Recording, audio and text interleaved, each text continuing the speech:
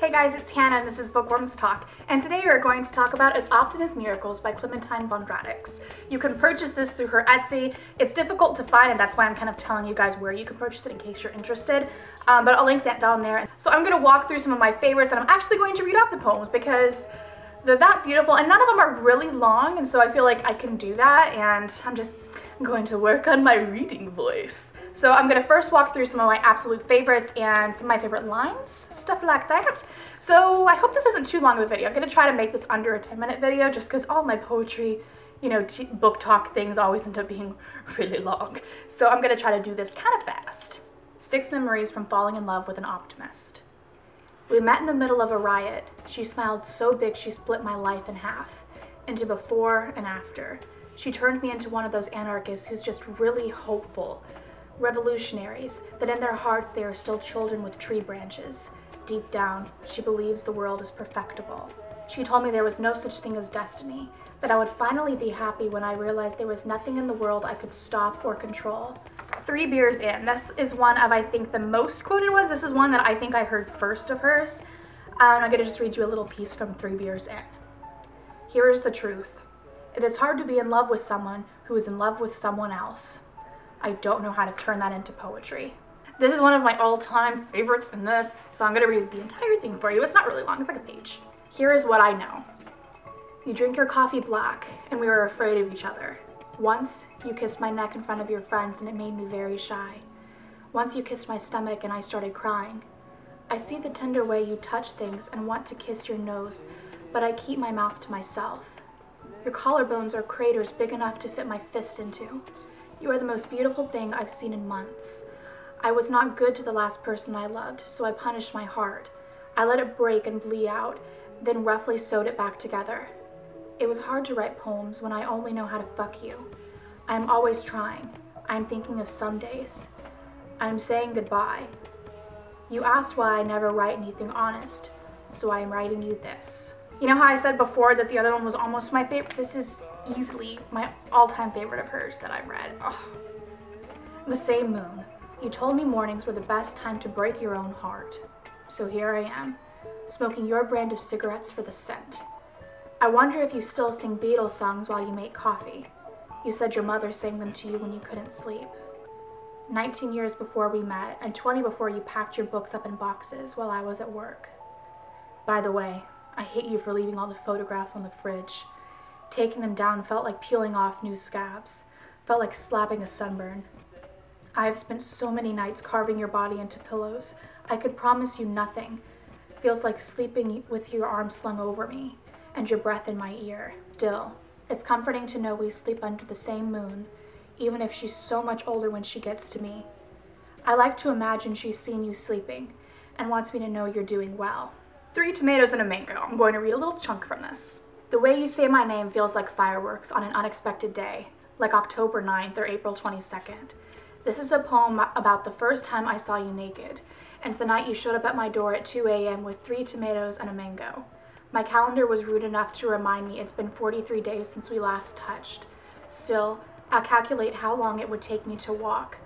2,387 miles, and strangely, I feel better. 598 hours and 12 minutes.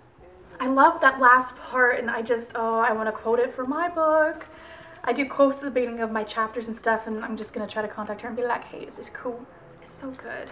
Out of Orbit. In the dirty bathroom mirror, my face is not the one I recognize. It's harsher, older. I'm 21 and I have a wrinkle above my nose. I don't like all this evidence that I'm going to die reflected back at me.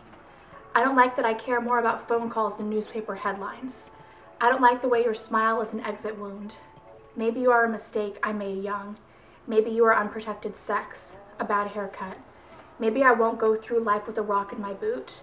Maybe the sun will explode and the moon will fly out of orbit. There's one that I want to mention, but I don't have time to read because it's a couple pages long, and that is How to Survive While Your Lover is in Prison. This year, I'm only going to read a couple little random lines from this that I love. Apologies do not make good bandages. We are all carrying scars. The good news is skin grows back thicker once you cut it. This one, I like it so much. And it's called You Draw Constellations in My Freckles. I mean, you asked me not to fall in love with you, and then you go and write poems with your tongue and draw constellations on my freckles. May 23rd is a little bit of a long one, and so again, I'm going to read you just a little piece from it. Ignore our corresponding tragedies and passions. Do not imagine the future I could slide into like water down your throat. Don't close your eyes and remember how we have quietly twisted together.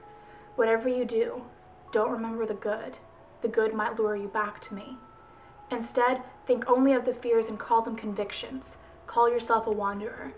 Tell yourself I will only tie you down. Repeat these excuses to your friends.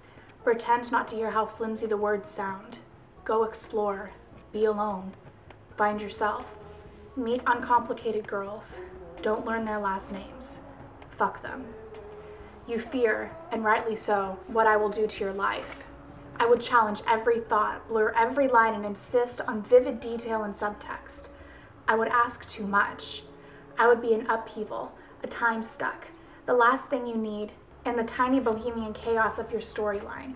I am soft-bodied and warm-blooded and entirely too conflicted and passionate to be any good for you.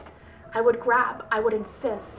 I would run my hands up your arm, put my mouth to your ear, and whisper, I love you. Go, please, without saying goodbye. And I wish you all the happiness in the world. I really do.